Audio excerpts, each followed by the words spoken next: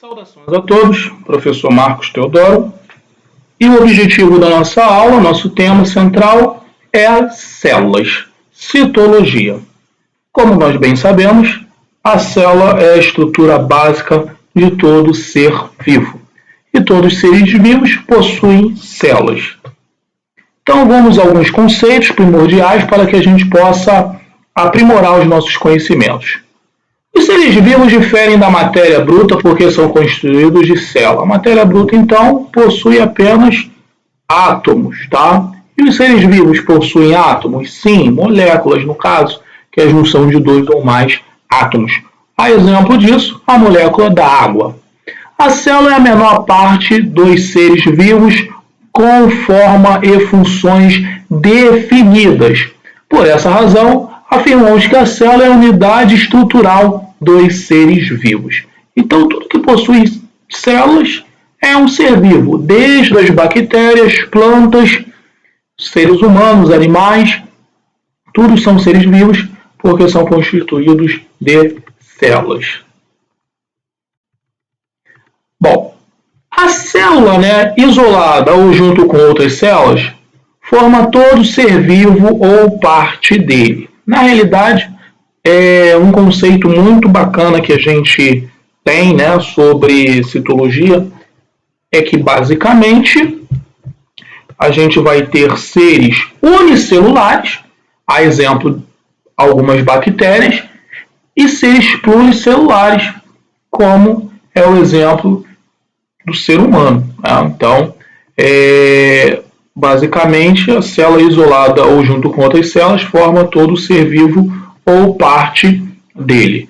Uma coisa muito interessante que a gente aborda também é que as células elas constituem o tecido, e esse tecido, quando a gente fala de tecido, a gente está falando, obviamente, aí, a composição dos tecidos que compõem o ser humano. Os tecidos eles vão formar os órgãos sistemas, e os sistemas o organismo por completo, tá bom? Além disso, ela tem todo o material necessário para realizar as funções de um ser vivo, como nutrição, produção de energia e reprodução. As células, então, ela tem todas as funções, ela tem todo o amparo necessário para realizar tais funções correspondentes aqui, principalmente energia e reprodução. Cada célula do nosso corpo tem uma função específica. As células ósseas, por exemplo, têm uma determinada função, diferentemente das células hepáticas, das células renais, das células nervosas. Cada uma das células vão desempenhar uma função específica dentro do organismo. Todas as células desempenham uma atividade comunitária, abre aspas e encaixa esse termo aqui, comunitária, trabalhando de maneira integrada com as demais células do corpo. É como se fosse uma espécie de sociedade. Numa sociedade, nem todas as pessoas têm a mesma função ou cargo, mas, a exemplo de um hospital, podemos observar um médico que depende exclusivamente dos serviços dos técnicos de enfermagem, que depende do serviço de imagem dos técnicos em radiologia. E assim funciona o nosso organismo. Bom, todas as células possuem atividades diferenciadas. Quando a gente fala, então, do organismo, podemos observar, por exemplo, o sangue, as funções das hemácias, por exemplo, transporte de gases, diferentemente dos linfócitos, que tem as funções de defesa, que é diferentemente das plaquetas, que tem a função de coagulação. Então a gente percebe que cada célula tem uma função definida e, obviamente, que todas essas funções se integram para realizar a manutenção orgânica. Então é como se o nosso organismo fosse uma imensa sociedade de células que cooperam uma com as outras, dividindo. As células que formam o organismo da maioria dos seres vivos apresentam uma membrana envolvendo o seu núcleo e por isso são chamadas de eucariotas, né? Portanto, eucariota é uma célula constituída de membrana celular, citoplasma e núcleo. Então, quais são os tipos primordiais e principais de células? A procarionte e a eucarionte. A eucarionte constitui basicamente aí os animais, os seres humanos, as plantas, tá? E qual a distinção de uma célula eucariota para uma célula, né, procarionte? Basicamente, a definição do núcleo. A célula eucarionte possui núcleo definido, tá? Enquanto a procarionte não possui um núcleo definido, tá bom? A gente observa aqui um pequeno desenho,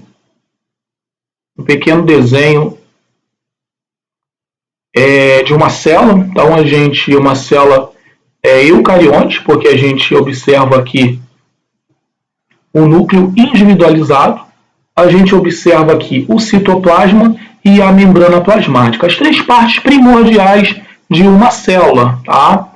São, por si, a membrana plasmática,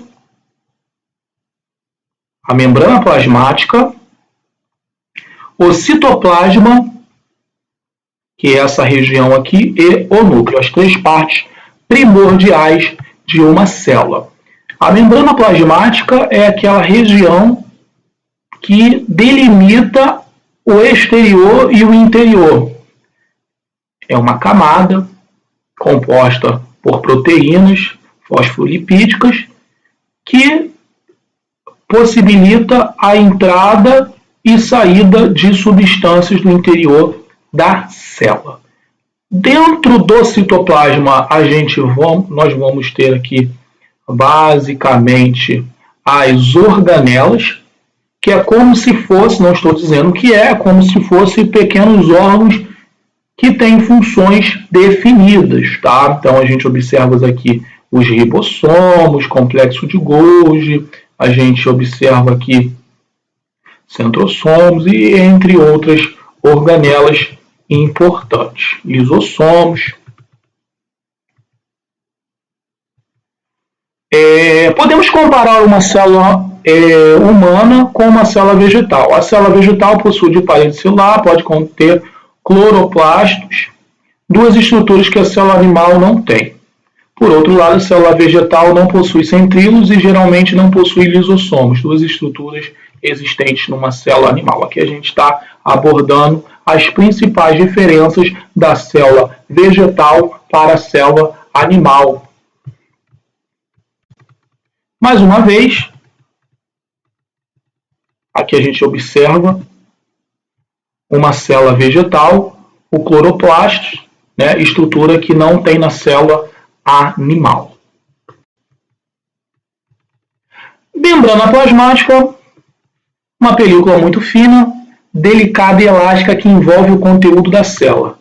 Mais que um simples envoltório, essa membrana tem participação marcante na vida celular, regulando a passagem e a troca de substâncias entre a célula e o meio que ela se encontra. É a membrana plasmática que vai fornecer, que vai possibilitar uma condição que a gente conhece como permeabilidade seletiva. Tá? É a capacidade da célula selecionar o que entra e a capacidade que essa célula seleciona do que sai. Aqui, basicamente, é a composição dessa membrana plasmática. Ela é composta aí, basicamente, por proteínas, lipídio, tá? E é através de todas essas estruturas que acontece o fenômeno de permeabilidade seletiva. Então a gente pode observar que a membrana plasmática ela é formada por camadas de lipídios e proteínas de forma diferente entre duas camadas de lipídios. Tá? Ela tem esse aspecto microscópico. Isso aqui é uma microscopia, um desenho, né, de uma microscopia. Mas o que eu quero que vocês analisem é que, através da membrana plasmática, que há a possibilidade de entrada e de saída através da permeabilidade seletiva. Bom, continuando o nosso estudo,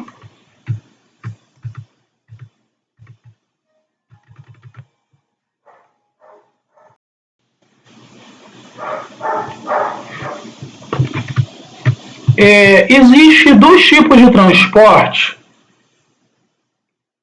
que a célula realiza: o transporte ativo e o transporte passivo. O transporte ativo e passivo é muito simples de nós entendermos. O transporte ativo é quando essa célula gasta energia para, obviamente, transportar um nutriente ou reconduzir o nutriente que está no meio interno para o meio externo. Então, o transporte ativo é quando ela gasta energia. O transporte passivo é quando ela não gasta energia para extrair o nutriente que está aqui no meio interno. Como entender isso, professor, de uma maneira mais dinâmica?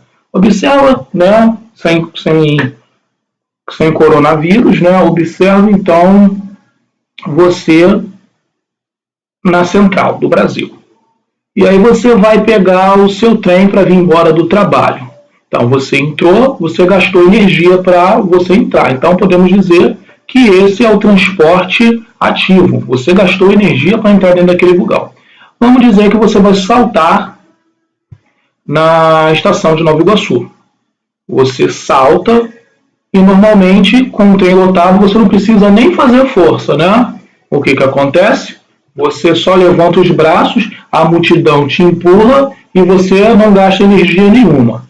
É exatamente isso que acontece com a célula em relação aos transportes que ela faz. Então, se ela tiver um componente aqui e quiser redirecionar esse componente para o meio externo e ela precisar gastar energia, é conhecida como transporte ativo. Passivo é simplesmente quando há um excesso dessa substância e ela simplesmente libera sem gastar nenhum tipo de energia. Citoplasma, ele é constituído por um material semifluido gelatinoso chamado de hialoplasma, tá bom? No hialoplasma ficam imersos as organelas celulares, estruturas que desempenham funções vitais diversas como digestão, respiração, excreção e circulação. A substância mais abundante no hialoplasma é a água. Então, como a gente pode observar, membrana plasmática, citoplasma e núcleo. No citoplasma é onde há a concentração de organelas e todas essas organelas vão desempenhar funções vitais, como digestão celular, é quando o nutriente entra dentro dessa célula e eu tenho uma organela que vai desempenhar a digestão. Respiração, excreção e circulação. São algumas das mais importantes organelas encontradas em nossas células: mitocôndrias, ribossomos, retículo endoplasmático, complexo de Golgi, lisossomos e centríolos. Cada uma é responsável por uma função. Os centríolos, por exemplo, ele atua na divisão celular. A gente também tem uma organela, aqui só está um exemplo delas, que é o citoesqueleto. É a organela que dá forma a essa célula, tá bom? A gente vai ter aí o retículo endoplasmático liso e o rugoso, entre outras organelas. Aqui a gente vai falar das mitocôndrias, responsáveis aí pela respiração celular, tá? Ribossomos, pela produção de proteínas, retículo endoplasmático e a distribuição dessas substâncias, é como se fosse uma rede, de canais responsáveis aí por levar as proteínas às mais diversas partes dessa célula, Aqui, ó, responsável pelo transporte e distribuição de substâncias no interior da célula, tá? Retículo endoplasmático rugoso, retículo endoplasmático liso, tá? Complexo de Golgi. O complexo de Golgi é a organela basicamente que vai atuar na armazenação, né, de proteínas, tá? Lisossomos e a digestão celular, tá? E aí a gente tem os processos de fagocitose e pinocitose. Mais uma vez, os centríolos responsáveis aí pela divisão celular. No núcleo da célula, né? O núcleo, no caso, é a maior estrutura da célula animal e abriga os cromossomos, tá? Os cromossomos nada mais é do que o centro de informação, né? Onde estão registradas todas as nossas características, tá bom? Então, basicamente, se um tem um olho azul e outro tem um olho verde, se um é mais moreninho, outro é mais branquinho, essas informações estão registradas em nossos cromossomos. Cada cromossomo contém vários genes, tá? O material genético que comanda as atividades celulares. Então, lá no núcleo da célula que ocorre o comando das atividades celulares. Bom, envoltório nuclear, a membrana que envolve o conteúdo do núcleo, ela é dotada de numerosos poros que permite a troca de substâncias entre o núcleo e o citoplasma. Desta maneira geral, quanto mais intensa a atividade celular, maior o número de poros na carioteca. Lembrando que a carioteca é a membrana que envolve o núcleo. Eu fico por aqui e agradeço a você que me assistiu nesta etapa, neste material de células. Um forte abraço, beijo no coração e fique com Deus.